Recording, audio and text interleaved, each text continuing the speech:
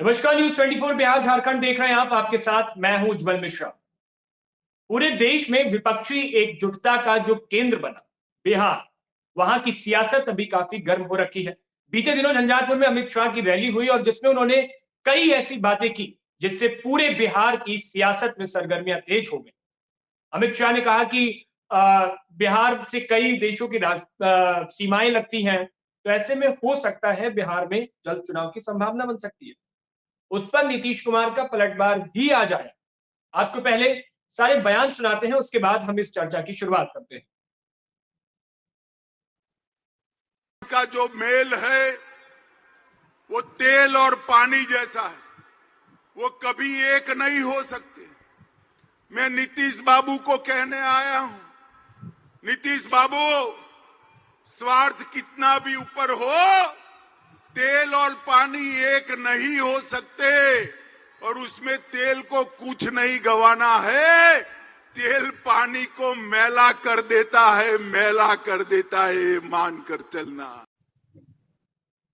विधानसभा के भी चुनाव होंगे, साफ क्या है, पूरे देश में जल्द चुनाव कराना चाहते हैं। तो पूरे देश में जल्द चुनाव कराना चाहते हैं, तो जल्दी कराए ना। हम लोग तो वेट कर रहे हैं, जितना जल्दी करा दे उतना अच्छा है। हम लोग को कोई दिक्कत नहीं। लोग तैयार हैं, कहा है ना, हम लोग हर समय तैयार है।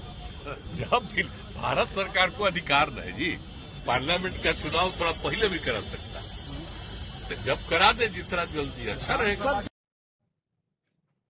बिहार के गरीबों के साथ छल किया। मैं समझता हूं ऐसे मुख्यमंत्री को मुख्यमंत्री कहलाने का कोई अधिकार नहीं है।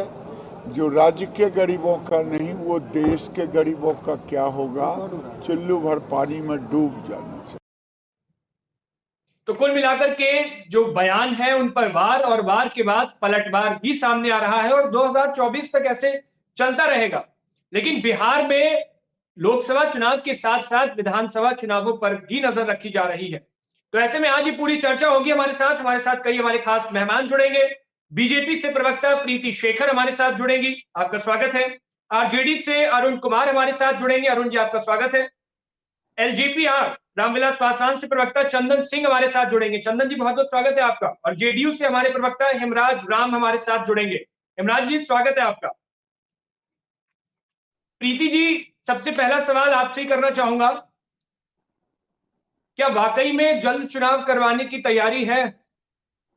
क्योंकि अमित शाह देश के गृह मंत्री और पार्टी के बहुत सीनियर नेता हैं और अंदर खानों की सारी रणनीतियां, पूरी सियासत के शाह कहे जाते हैं बीजेपी के अंदर।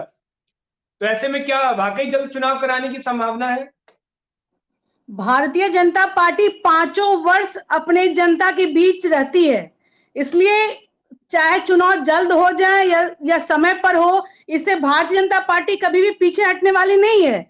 सोचना तो उन्हें है जो कि जनता का कार्य नहीं करके सिर्फ उल जलूल बयान देने में लगे रहते हैं। सोचना तो उन्हें है जो किसी प्रकार की जुगाड़ लगाने में सिर्फ लगे हुए हैं। सोचना तो नीतीश जी को है, लेकिन मैं नीतीश जी को मैं कहना चाहूंगी कि नीतीश जी, आप चाहे जितनी भी युक्ति लगा लीजिए, इस बार बिहार की जनता आपको मुक्ति देकर रहेगी।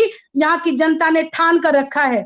और चुनाव तो माननीय नीतीश कुमार जी अगर वो इस्तीफा दे रहे तो हम सब लोग लोकसभा क्या विधानसभा का भी चुनाव लगे हाथों हो जाए, उसमें घबराने वाली कोई बात नहीं। और भारतीय जनता पार्टी तो लगातार अपने लोक कल्याणकारी योजनाओं के माध्यम से सदैव सालों साल कोई एक ऐसा दिन नहीं है कि भाजपा के कार्यकर्ता जनता की सेवा में नहीं लगे रहते हैं। सोचना उन्हें पड़ेगा जो सिर्फ अपने बयान, कभी सनातन पर बयान, तो कभी हमारी संस्कृति पर प्रहार, कभी तेली समाज, बनिया समाज को गाली, ये उनको सोचना पड़ेगा जो सिर्फ गाली गलौज का माहौल पूरे बिहार में बनाकर रखे हैं। सोचना उन्हें पड़ेगा जो सिर्फ लड़ाने का कार्य कर रहे हैं। जनता के हित को साधना उनका उद्देश्य नहीं, बल्कि सिर्फ लोगों को इसी सब्जबाग में उलझा कर रखना जो सोच रहे हैं, सोचना उन्हें पड़ेगा। हम तो तैयार हैं। जी ठीक है, हमारे साथ हमारे वरिष्ठ संवाददाता सौरभ कुमार जी भी जुड़ गए। सौरभ जी, बीते दिनों जिस तरह से अमित शाह के बयान आए और उसके बाद आज नीतीश कुमार ने एक तरीके से साफ कह दिया कि चुनाव कराने हम मजबूत हैं, लेकिन इन सब में एक चीज और सामने आई जब नीतीश कुमार से सवाल पूछा गया, पत्रकारों ने पूछा, इंडिया गठबंधन को लेकर सवाल था, तो उन्होंने तेजस्वी यादव को हाथ पकड़कर आगे करते दिखाई दिए। तो ऐसे में वो तस्वीर भी अलग थी और उसके बाद जो नीतीश कुमार ने कहा वो सब अलग है। तो ऐसे में क्या लगता है आपको, आपका एनालिटिक क्या कहता है?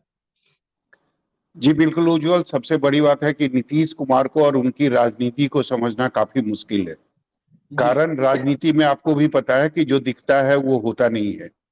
लेकिन सबसे बड़ी बात है कि अगर 10 दिन पहले या 20 दिन पहले की बात करें, उसके पहले कभी यह चर्चा नहीं हो रही थी कि बिहार में कोई परिवर्तन होने वाला है या नीतीश कुमार हो सकता है गठबंधन फिर से बदलने वाले हैं।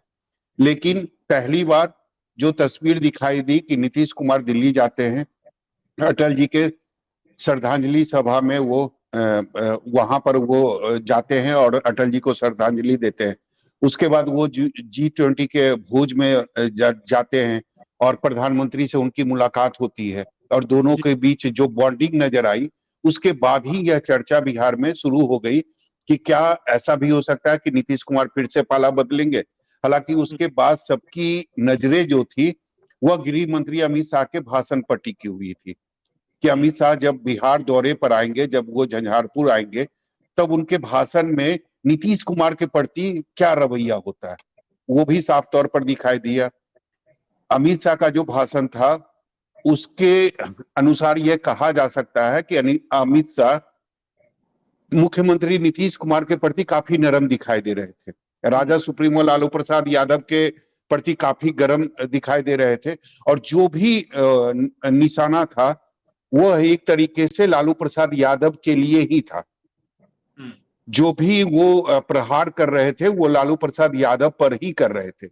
नीतीश कुमार के प्रति नरमी, उनका जो रुख था वो नरमी वाला रुख था और नीतीश कुमार को वो नसीहत भी दे रहे थे कि आप दोनों का जो गठबंधन है वो पानी और तेल का है, वो कभी एक नहीं हो सकता है, तेल आपको गंदा कर देगा।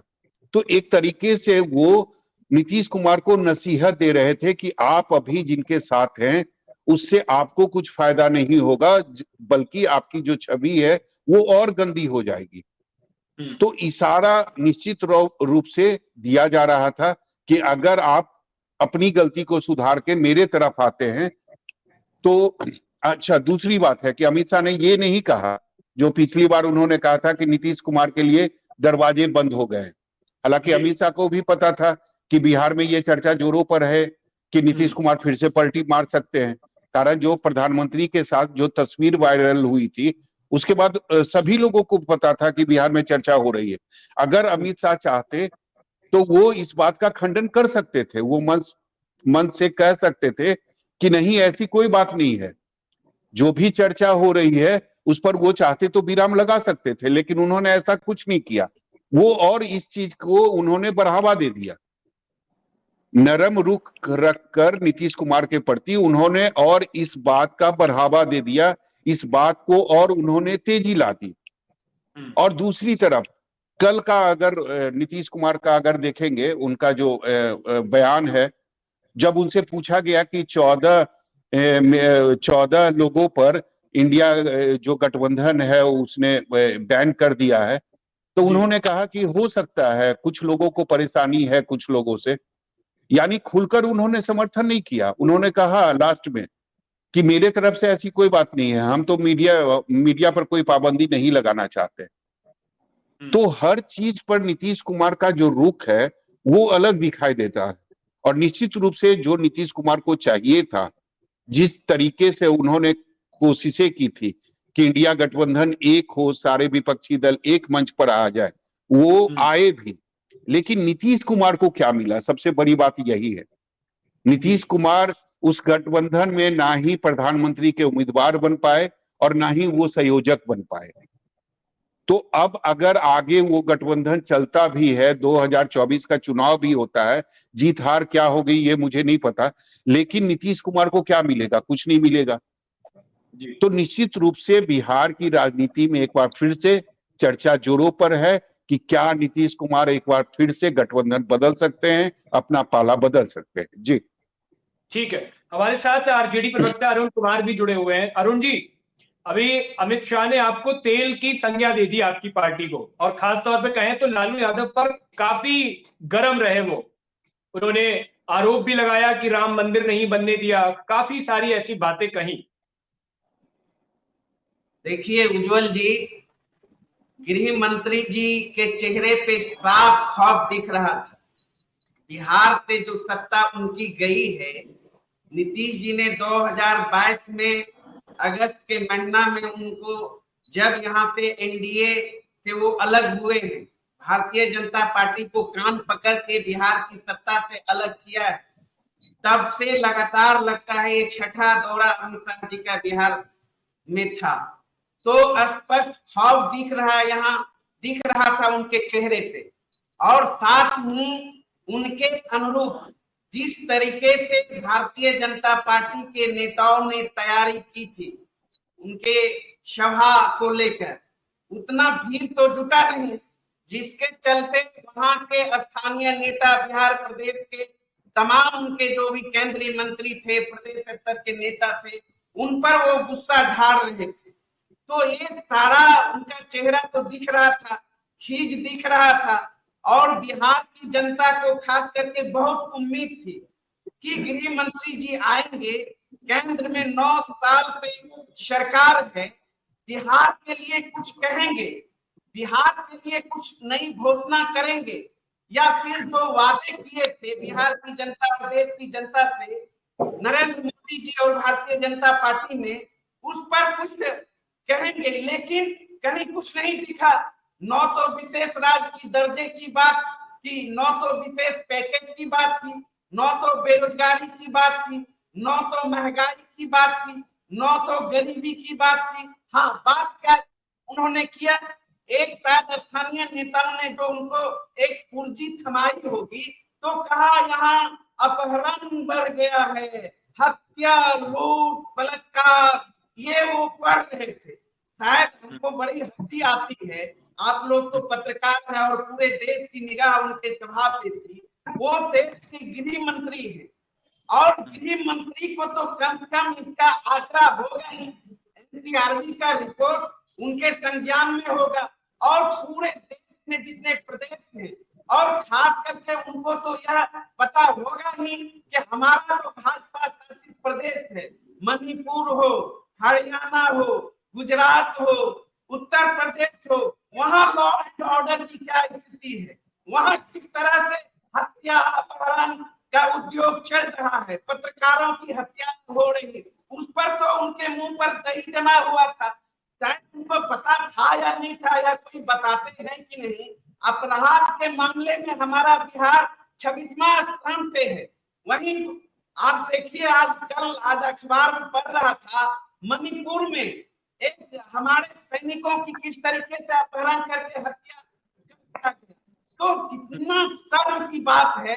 न तो प्रधानमंत्री का जुबान खुल रहा है, न तो गृह मंत्री का जुबान खुल रहा है। जल रहा है मणिपुर, जल रहा है तमाम भाजपा शासित प्रदेश। तो यह साफ दिख रहा है था। तो ऊपर से कहते तेल और पानी का मिलन था। इनको शायद अमित शाह जी को पता नहीं था, एक समाजवादियों का मिलन था, एक दो भाइयों का मेल है, लालू जी और नीतीश जी का, एक जनता का गठबंधन है, ये जन सरोकार के सवालों को लेकर गठबंधन है। ये बिहार में ही नहीं, पूरे देश में जो नफरत फैलाने वाले लोगों का एक गठबंधन है। और लगातार नीतीश जी और लालू जी के भागीरथी प्रयास से पूरे देश में देख रहे हैं जिस तरीके से सारे विपक्षी दल एकजुट हो रहे हैं। तो खौफ और घबराहट साफ दिख रहा है, क्योंकि जब भी बिहार उनका दौरा होता है, ये छठा दौरा था, और जब दिल्ली वो जाते हैं तो एजेंसी के माध्यम से सर्वे कराते हैं कि भाई पता करो भारतीय जनता पार्टी की क्या स्थिति है बिहार में। सुनिए था अरुण कुमार जी जो लगातार कर रहे हैं, एक मिनट अरुण जी, अपनी बारी का इंतजार करिए। और जैसा कि उज्जवल जी, सौरभ जी, आप भी जानते होंगे, विस्तार से बताएंगे, जब भी सर्वे कराती है भारतीय जनता पार्टी या संघ का आंतरिक सर्वे होता है, जैसे बिहार में अलग नीतीश जी से वो हुए हैं, तो लगातार सबको बोलना है उज्जवल जी, आधा घंटा इन्हीं को दे दीजिएगा तो बाकी समय और लोग कौन क्या चलिए बोलेंगे। अरुण जी आपकी बात समझ में आ गई। अरुण जी आपकी बात समझ में आ गई। अरुण जी आपकी बात समझ में आ प्रीति जी शांत हो जाइए। प्रीति जी, अरुण जी शांत हो जाइए। अरुण जी शांत हो जाइए। अरुण जी शांत हो जाइए। अरुण जी शांत हो जाइए। हिमराज जी भी हमारे साथ है। सर ये बताइए, आपको नहीं लग रहा कि बीजेपी जो है वो फिर से नीतीश कुमार पर डोरे डाल रही है साथ आने के लिए? जिस तरीके से अमित शाह का, प्रीति जी आप शांत हो जाइए। प्रीति जी आपसे सवाल नहीं है। प्रीति जी आपसे सवाल नहीं है।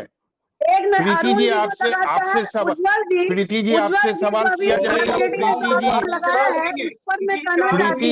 प्रीति जी शांत हो जाइए, आपसे सवाल किया जाएगा। प्लीज शांत हो जाइए। हिमराज जी बताइए, आपको नहीं लग रहा है जिस तरीके से गृह मंत्री अमित शाह का भाषण हुआ, आपको नहीं लग रहा है कि एक बार फिर से बीजेपी आपको रिझाने की कोशिश कर रही है? वो चाह रही है कि आप लोग फिर से एनडीए में आ जाए? भारतीय जनता पार्टी के सारे नेता दहशत में है, हताशे में है, बेचैनी में। दरअसल जब इनको मौका मिला 9 साल काम करने का, 9 साल के अंदर इन्होंने जनता को ठेंगा दिया, अंगूठा दिखाया। अब ये लोग पुनः वापसी चाहते हैं। कैसे होगा? जनता ने तो इन्हें नकार दिया है। 9 साल हिमराज जी मेरा सीधा, हिमराज जी बस उसी का जवाब दीजिए।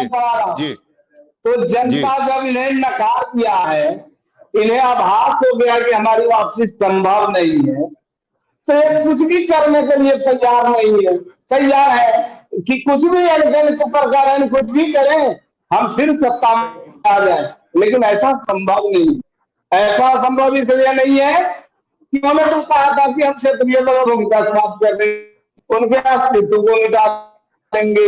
आज ऐसी स्थिति आ गई कि बिहार शुरू हुई बात आज पूरे देश में इंडिया गठबंधन के रूप में मजबूती के तौर पर दिख रहा है और देश के लिए मजबूत विकल्प सामने बन करके खड़ा हो गया।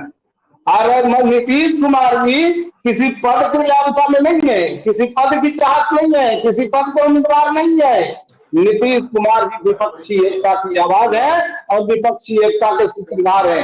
अब इन्हें लगता है कि जो देश में मौका इन्हें मिला 9 साल कुछ करने का, किया नहीं। आज ये लोग हमेशा, चूंकि इनका हमेशा का एक फितरत रहा है कि चुनाव में जुमले, झूठे प्रचार प्रसार, इससे ठीक है हिमराज जी आपने जवाब दे दिया। आपने ठीक है अब तो कोई उपाय है नहीं। जी प्रीति जी क्या बोल रही थी, बताइए आप। जी मैं कहना चाह रही थी कि बिहार में जो पार्टी खुद तीसरे नंबर की पार्टी हो, जो दूसरों का सहारा लेकर सत्ता में बार बार आने की चाह रखता हो और जो दूसरों का उंगली पकड़ के चल के मुख्यमंत्री के कुर्सी पर काबिज हो, उन्हें ये बोलने का हक नहीं है कि हम दूसरे दल के लोगों को हमने बाहर का रास्ता दिखा दिया। अरे आप तो खुद अनुकंपा पर आज मुख्यमंत्री बने हुए हैं। और जहां तक बिहार की बात करूं तो आपको जानकर आश्चर्य होगा कि बिहार में पहले मेरी बात सुनिए आप, पहले उसके बाद फिर आप जवाब देंगे। आपको पहले सुनिए आप मेरी बात, आपकी बात हमने सुना है इसलिए आपको भी हमारी बात सुननी चाहिए। आपको आश्चर्य होगा कि बिहार में लगभग, बिहार का जो बजट का जो आकार है वो लगभग 2,61,000 करोड़ का है, लेकिन उसमें बिहार सबसे ज्यादा जो शिक्षा पर खर्च करती है, लेकिन जो तीसरा जो और चौथा नंबर पर जो खर्च करती है वो सूद पर खर्च करती है, वो ऋण अदायगी पर खर्च करती है, वो डेवलपमेंट पर खर्च नहीं करती। प्रीति जी मुझे ये प्रीति जी आपको निर्भर है।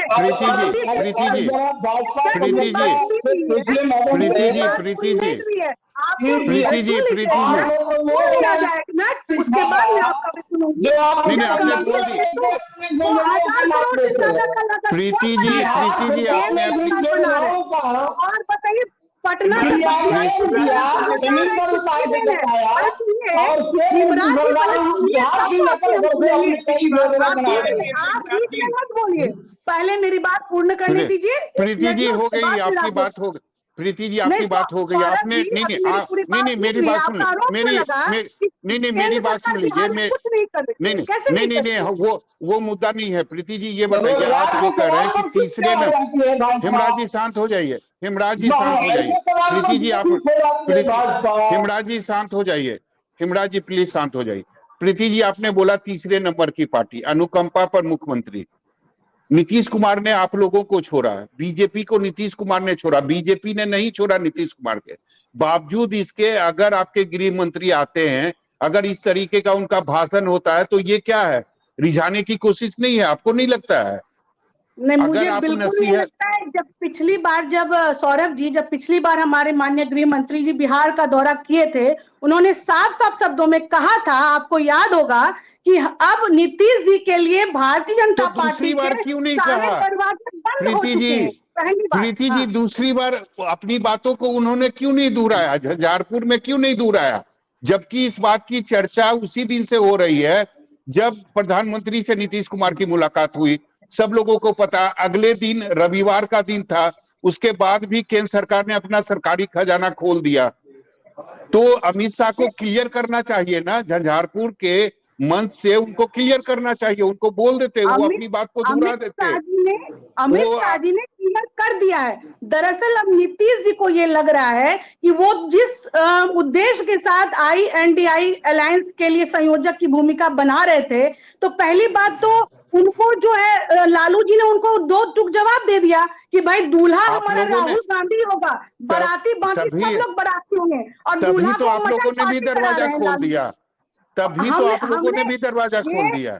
ये सिर्फ आप लोग का भ्रम है। भारतीय जनता पार्टी ने नीतीश जी के लिए, जदयू के लिए बिहार में अपने दरवाजे को बंद करके रखा है। हाँ, ये दूसरी बात है कि प्रीति जी हमने 6 सभा, प्रीति जी हमने 6 सभा कवर किया है अमित शाह का जी। ये जो 6ठी सभा थी ना, ये जो भाषण था ये अजीब था।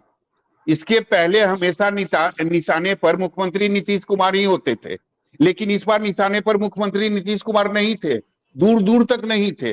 उनको नसीहत दी जा रही थी, उनको समझाने की कोशिश की जा रही थी कि आप जिनके साथ हैं वो आपके साथ मैच नहीं करेंगे, आप गलत कर रहे हैं, आप अभी भी अलग हो जाइए। उनको समय दिया जा रहा था, उनको ऑफर दिया जा रहा था।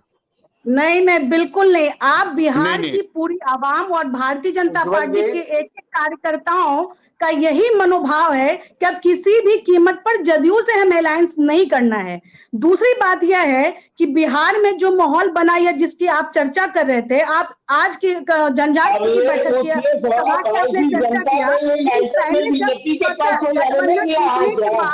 सीधे अमित शाह जी ने, बिहार के जो प्रभारी है माननीय विनोद तावरे जी ने स्पष्ट शब्दों में पूरे कार्यकर्ताओं के बीच प्रदेश कार्य समिति की बैठक में उन्होंने कहा कि अब समझौता किसी भी कीमत पर नहीं होने वाला है। दूसरी बात यह है कि चूंकि नीतीश जी को यह लग रहा है कि आरजेडी का साथ लेकर हम प्रधानमंत्री का हम ख्वाब देख रहे हैं, लेकिन यहाँ आरजेडी लालू जी तो उनको भाव दे नहीं रहे हैं। वो तो संयोजक के तौर पर सोच रहे थे कि हम हर बैठक में जाएंगे, इंडिया अलायंस की बैठक में, इस बार तो हमको पक्का हम संयोजक बन जाएंगे, पक्का हम मुख्यमंत्री पद के दावेदार हो जाएंगे। लेकिन न तो वो प्रधानमंत्री पद के दावेदार बन रहे हैं और न तो उनको संयोजक की कुर्सी दी जा रही है। तो मामला यही से क्लियर है। नीतीश जी है, हमें लगता है सोच रही है वो सत्ता पे काबिज होना चाहते हैं। ठीक है प्रीति जी, बात समझ में। ठीक है। चंदन सिंह भी हमारे साथ हैं। चंदन जी ये बताइए, आपने भाषण सुना होगा गृह मंत्री अमित शाह का, आपको नॉर्मल भाषण लग रहा था? आपको ये नहीं लग रहा था कि वो मंच से नीतीश कुमार के लिए ऑफर दे रहे हैं? नहीं, आप भी एक नेता हैं, आपका भी पॉलिटिक्स में एक अच्छा खासा अनुभव है। मुझे तो ऐसा लगा कि वो मंच से सीधे तौर पर ऑफर दे रहे हैं। सौरभ जी देखिए, नीतीश कुमार जी पर उम्र का बहुत ज्यादा असर है और सर मैं देख नीतीश रहा कुमार था की बात कि एक नहीं बार कर रहा हूं, मैं भाषण की बात कर रहा हूं, मैं अमित शाह के भाषण की बात देखिए कर रहा हूं, हम लोग उस पर भाषण बात में करें। अमित शाह जी ने ये स्पष्ट सौरभ कर जी, दिया है कि किस तरीके नीतीश से बाबू का नाम केंद्र लिए सरकार बगैर काम कर रही एनडीए है, की बनने के केंद्र बनने सरकार से काम कर रही हिमराज है जी शांत हो और जाइए, प्लीज शांत हो जाइए। हिमराज जी शांत हो जाइए, आपके पास भी आएंगे, थोड़ा सा शांत हो जाइए जी। केंद्र सरकार कितना सुंदर काम कर रही है और आदरणीय गृह मंत्री जी ने बखूबी उसको समझाया और तेल पानी का जिक्र एकदम स्वाभाविक था जिस तरीके से उन्होंने कर दिया। देखिए लालू प्रसाद यादव जी अगर चार्ज सीटेड हैं तो इसके पीछे तो ललन सिंह ही हैं और जनता दल यूनाइटेड के ही नेता हैं। तो ये समझाने का प्रयास किए कि बिहार में जो जंगल राज अभी पार्ट 2 स्टार्ट हो गया है और क्या कहा जाए, अब तो नीतीश जी नीति आयोग की बैठक में नहीं जाते हैं दिल्ली और लेकिन राष्ट्रपति महोदय के रात्रि भोज में सम्मिलित होते हैं और जो बाइडेन के साथ जो फोटो था उसका बॉडी लैंग्वेज कुछ ना कुछ तो अलग तरीके का था। और बिहार में इस समय ठीक है, हम यही जानना चाह रहे थे। अलग तरीके का एक माहौल है। लेकिन सौरभ जी एक बात तो फैक्ट है कि नीतीश जी आज के समय में एसेट नहीं रह गए हैं, क्योंकि इनका जो ठीक है हम समझ गए चंद्र जी, हम समझ गए, गिर चुका है। ठीक है राहुल जी, आप ये बताइए कि जो गृह मंत्री अमित शाह का जो भाषण था वो आपको नहीं लगता कि सीधे तौर पर वो नीतीश कुमार को ऑफर दे रहे थे कि आप लोग एक बार चलिए गलती हो गई, आप महागठबंधन में चले गए, लेकिन गलती को सुधार के फिर से आ जाइए एनडीए के साथ। सौरभ जी, मैं आपसे आग्रह करूंगा कि मुझे 2 मिनट का समय दिया जाए, क्योंकि बहुत देर से सारे पैनल के लोग बोल रहे थे। देखिए वहां जो अमित शाह जी ने कहा तेल और पानी का जो सवाल है वो बहुत सारे लोगों को लगता है कि नहीं, मैं पूरी बात कर रहा हूँ। वहां पे सभी लोगों को ये लगता है कि वो नीतीश कुमार जी को ऑफर दे रहे हैं। निश्चित तौर पर बिहार के अंदर नीतीश कुमार जी को चाहने वाले लोगों की संख्या करोड़ों में थी, लेकिन जो बदली हुई परिस्थिति है, जो राजनीति पिछले 1 साल के अंदर नीतीश कुमार जी ने चली है, वो वोट बैंक को आखिर कहीं न कहीं शिफ्ट होना है और वो बहुत तेजी से शिफ्ट हो रहा है। नीतीश कुमार जी को नहीं उन्होंने मैसेज किया है, बल्कि अमित शाह जी ने जो करोड़ों उनके जो फॉलोअर थे उनके बीच में जो कंफ्यूजन है, उस कंफ्यूजन को उन्होंने बहुत क्लियरली कहा कि जमीन पर जो वोट बैंक नीतीश कुमार जी का है और जो वोट बैंक लालू जी का है, वो दोनों के बीच में कहीं से भी कोई तालमेल की संभावना नहीं है और नीतीश कुमार जी की जो राजनीतिक संभावना है वो लगभग खत्म होने की ओर है। इसीलिए अमित शाह जी ने बहुत सावधानी से इस चीज को, नीतीश जी को जो मैसेज उन्होंने किया है उसके सीधा मामला है कि जो उनके वोट बैंक है उसको उन्होंने मैसेज किया है कि जो नीतीश कुमार जी ने जो फैसला लिया है वो बिहार के लिए अहितकर है। रही बात राहुल जी मुझे लगता है कि अगर वो दोबारा आ जाए तो आपके लिए तो अच्छी बात है, आपके नेता के लिए तो अच्छी बात है। कारण आरजेडी में जाने के कारण ही आप लोग नीतीश कुमार से अलग हुए थे, तो अगर फिर से नीतीश कुमार आरजेडी को छोड़ देते हैं तो ये तो आपके लिए खुशखबरी है ना। सौरभ जी, मैं अभी भी कह रहा हूं कि नीतीश कुमार जी अच्छे आदमी हैं, लेकिन जो फैसले उन्होंने हाल के दिनों में किए हैं या जिनके प्रभाव में उन्होंने फैसले किए हैं, अभी चंदन जी जिस तरह से बता रहे थे कि वो उनका अपना नियंत्रण नहीं है फैसले पर। आप देखिए जिस तरह से अभी दिल्ली में बैठक हुई महागठबंधन की और उसके पहले ललन सिंह जी तबियत उनकी ठीक रहती है, अचानक उनकी एक दिन के लिए तबियत खराब हो जाती है और फिर जैसे ही नीतीश कुमार जी फिर से कंफ्यूजन की तरफ जाते हैं, फिर ललन सिंह जी उनके साथ हो जाते हैं। बेसिकली यहाँ पर यह है कि नीतीश कुमार जी की जो मानसिक और शारीरिक स्थिति है अब वो थकावट की तरफ बढ़ चुका है। नीतीश कुमार जी खुद कंफ्यूजन में है। जिस बैठक में संजय झा मौजूद होते हैं वहां 14 पत्रकारों को प्रतिबंध लगाने की बात होती है, फिर नीतीश कुमार जी कहते हैं नहीं जी प्रतिबंध नहीं लगाना है। तो या तो संजय जी वहां पे कंफ्यूजन में थे कि नीतीश कुमार जी क्या चाहते हैं, या नीतीश कुमार जी को लगा होगा कि नहीं इस तरह के जो फैसले हैं वो गलत फैसला होगा। तो कहीं ना कहीं नीतीश कुमार जी खुद भी बहुत कंफ्यूजन के शिकार है। ठीक है जी। अरुण जी हेलो।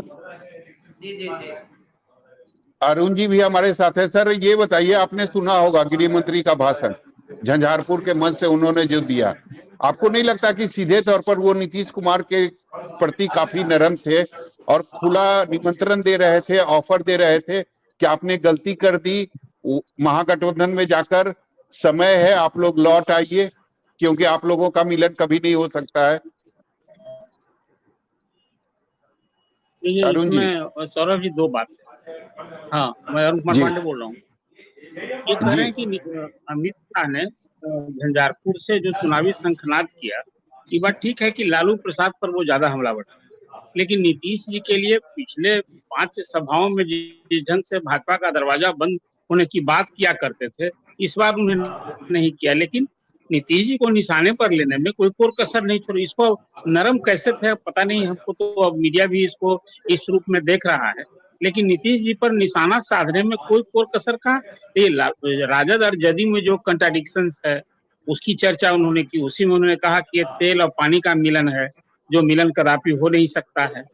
तो एक कंट्राडिक्शंस की बात हुई। और देखिए, ये दोनों का जो वर्कर्स है, जो सपोर्टर्स है, जो कोर वोटर्स है, उसको भी मैसेज देना है। युद्ध में एक समर की नीति रणनीति होती है कि आप कितना सामने वाले जो आपका राजनीतिक दुश्मन है उसमें आप कपटा पैदा करते हैं, उसमें कंफ्यूजन क्रिएट करते हैं उनके लोग में। अब आपको याद होगा कि जोगबनी की सभा में कह दिया अमित शाह ने कि बिहार में जल्दी चुनाव होगा।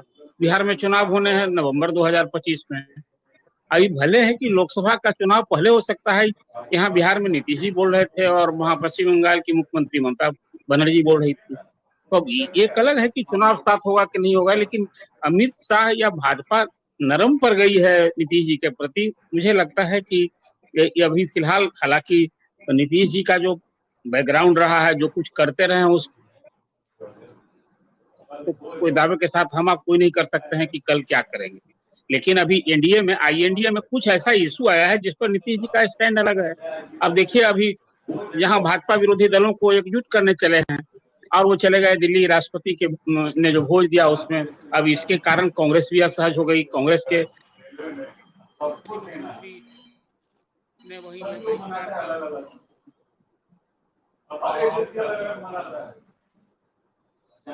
बैकग्राउंड आवाज आ रही है जी, बिल्कुल आवाज नहीं आ रही।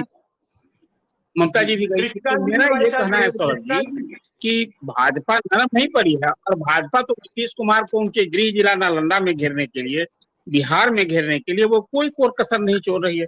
देखिए, बिहार में राजनीति की दो ही धुरी है मेरे हिसाब से।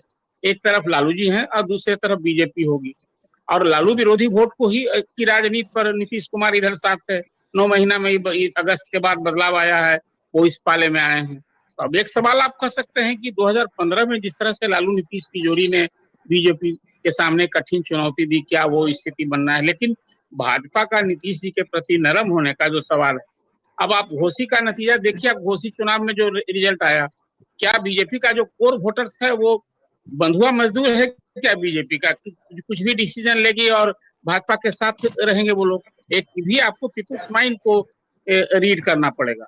मुझे लगता है कि यदि नीतीश जी जो होगा नहीं, मैं पूरी तरह से खारिज करता हूँ।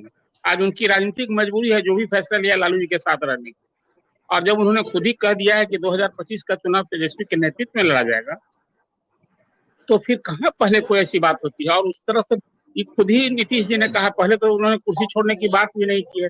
भले राजद के समर्थकों में एक उत्साह बढ़ा था कि 2000 उस चुनाव में जाने के पहले नीतीश जी केंद्र की राजनीति में, तो कंफ्यूजन शुरू हुआ है। राजद के प्रदेश अध्यक्ष जगदानंद सिंह ने पिछले साल जो नवंबर में बयान दे दिया था, हालांकि उसके बाद पार्टी उनको सेंसर किया कि इस तरह का बयान पार्टी के नेता नहीं दें। और फिर लालू जी पूरी तरह से राजनीतिक जीव है, वो क्यों नीतीश कुमार से दोस्ती तोड़ेंगे, जो लोग कहते हैं कि धोखा देंगे और तेजस्वी को सीएम बना देंगे। ऐसी स्थिति है भी नहीं। ये जो राजनीतिक क्यासबाजी लोग करते हैं, कुछ इस दृष्टि से मैं मानता हूँ कि भाजपा न नरम हुई है बीजेपी के प्रति, और उसकी तो अब चुनाव में 6 महीने हैं लोकसभा का, ये कोई उथल पुथल का भी मुझे दूर तक कोई न संकेत दिखता है। और भाजपा तो फिर वही मैं आपसे कहता हूँ, नीतीश कुमार को नालंदा जिला में घेरने के लिए, आप देखिए वहां जो मैं अभी चर्चा करूं तो बात, लेकिन अब बिहार में घेरने के लिए, जब पूरे देश में लालू विरोधी दलों को एकजुट, लालू जी साथ मिल करके भाजपा विरोधी दलों को एकजुट कर रहे हैं नीतीश जी, वहां फिर अब नीतीश जी पाला बदलेंगे ऐसा कुछ मुझे नहीं लगता है। हालांकि आपने कहा कि मन मर्जी से करने के लिए नीतीश जी जाने जाते हैं। ठीक है सर, ठीक है। कृष्णकांत जी भी हमारे साथ है, उन्होंने भी अमित शाह के भाषण को सुना होगा, क्या कहेंगे? सौरभ जी, मैंने भाषण जो सुना उसमें ऐसा लग रहा था कि कहीं पे डोरे निशाना कहीं पे जो है ना, एक जो कहावत है, कहीं पे निगाहें कहीं पे निशाना, तो इस तरह से उनका जो निगाहें है आज भी उनको तत्काल है कि वह यहाँ पे आ जाए, क्योंकि बिहार की यदि समीकरण आप देखते हैं, कोई भी पार्टी जितनी चाहे क्षेत्रीय पार्टी है, सभी के प्रवक्ता यहाँ पे हैं। यदि सभी अलग अलग चुनाव लड़े तो कोई भी आदमी स्पेकुलेशन नहीं कर सकता कि किसकी जीत होगी, क्योंकि अकेला जीतना सभी के लिए मुश्किल है बिना गठबंधन के। क्योंकि नीतीश जी जिधर जाते हैं वो पाला मजबूत हो जाता है, इस बात को हर कोई जानता है। कहीं ना कहीं एक वोटर परसेंटेज, उनकी जो छवि है वो जो है वो कहीं ना कहीं जिस पार्टी के साथ जाते हैं उसकी छवि अच्छी हो जाती है। चाहे वो जंगल राज, लोग कहते हैं कि पार्ट 2 है, जंगल राज है, बट आज नीतीश जी वहां हैं तो वहां पे भी छवि अच्छी हो गई है। ऐसा नहीं है कि जब चुनाव ये लोग पहले जब लड़े थे तो ये लोग जनता ने समर्थन नहीं दी थी, जनता ने समर्थन दिया। इस बात को भली भांति सभी पार्टी समझ चुके हैं कि नीतीश जी का यदि उस राजद के साथ रहेंगे तो कहीं ना कहीं बीजेपी का बहुत बड़ा लॉस होगा। इसीलिए इनके आपस के बीच में कुछ ऐसी झगड़ा, देखिए झगड़ा हो नहीं रही है, लेकिन झगड़ा इस तरह से हो जाए या ऐसा एक ऐसी झगड़े की एक ऐसी बुनियाद डाल दे जिससे आपस में इनका झगड़ा हो जाए और ये हमारे पाले में आ जाए, ऐसा उनका सोच है। इसीलिए उन्होंने दरवाजे पूरी तरह से बंद नहीं किए, दरवाजे जो कुन्नी है अभी भी खोल के रखे हैं कि कब इनके झगड़ा हो जाए और कब लास्ट मोमेंट में आ जाए। बट जो अभी तक जो सिनेरियो देख के जो सौरभ जी मुझे लगता है कि नीतीश जी को जाना उधर सही नहीं रहेगा, क्योंकि जनता बार बार उनके पीछे पीछे नहीं जाएगी और इतने कम समय बच गया चुनाव कि नीतीश जी का जाना अभी उनके लिए बहुत बड़ा हानिकारक होगा, उनकी पार्टी के लिए भी, उनके इंडिया गठबंधन के लिए भी और उनके पर्सनल के लिए भी। तो वो जाना नहीं चाहेंगे, बट फिर भी बीजेपी कोशिश कर रही है कि कैसे भी किसी तरह से तोड़ा जाए। उसका जो प्रतिबिंब वो भाषण में दिख गया है।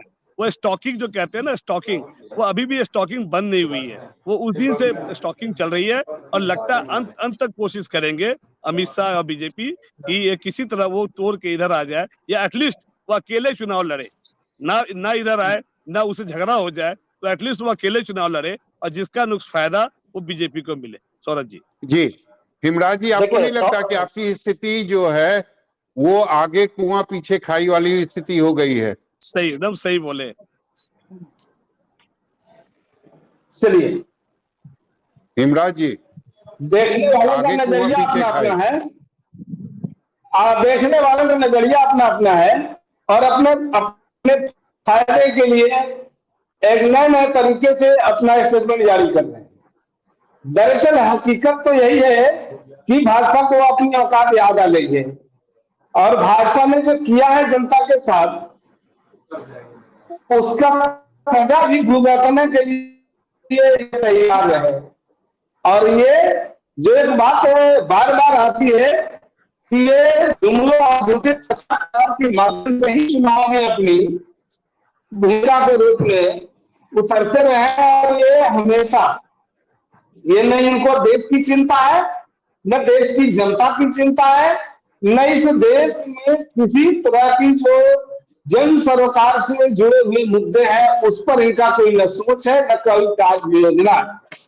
ये तो हमेशा लोगों को झांसे में लेकर, झांसे देकर ये हमेशा अपना कार्यक्रम चलाते रहे हैं। लेकिन हिमराज जी सवाल है ना कि 2000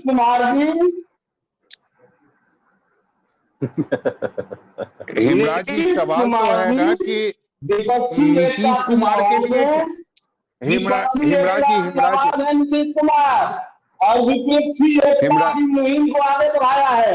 आज इंडिया गठबंधन देश के विकल्प के रूप में सामने खड़ा है।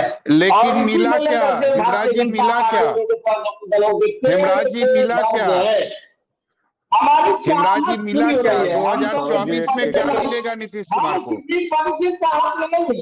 हम प्रधानमंत्री पद के उम्मीदवार नहीं है, ये सब जो है बातें इनके मन से आ रही है, इनके हिमराज जी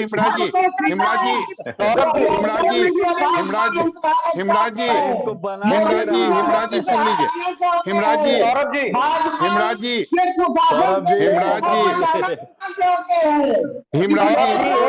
समय की कमी है, आप मेरा सवाल ले लीजिए।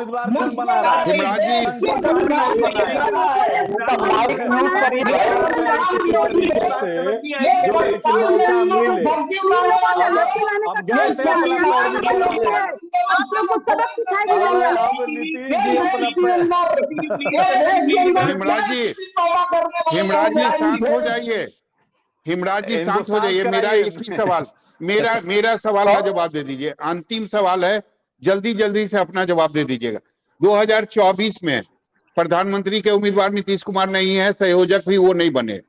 25 में वो नेतृत्व जो है वो तेजस्वी के हाथों सौंप देंगे, उन्होंने खुद ही बोला है। तो नीतीश कुमार की राजनीति फिर बचती क्या है? खत्म हो गए नीतीश कुमार? अब आप देखते चलिए, नीतीश कुमार जी ने तो साफ कह दिया है कि हम किसी पद के उम्मीदवार नहीं है। हमारा मकसद है भाजपा को 2024 में गद्दी से उतारना, मोदी जी को प्रधानमंत्री पद से उतारना, भाजपा में तो क्या मिलेगा? पहले अपना बच पाइएगा तब तो। अभी जल्दी से ले जा रहे हैं, भाजपा का दरबारी करने के लिए हमें लोकसभा का टिकट दे दीजिए।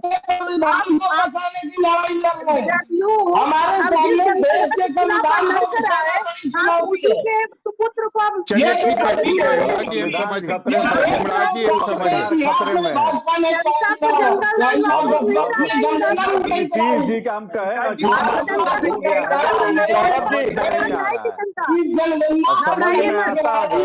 तेजस्वी को पकड़ के और कि बताइए हमारे साथ है, तो बॉडी लैंग्वेज में बता रहा है कि उम्र हो चुकी है और कुछ समझ नहीं पा रहा है।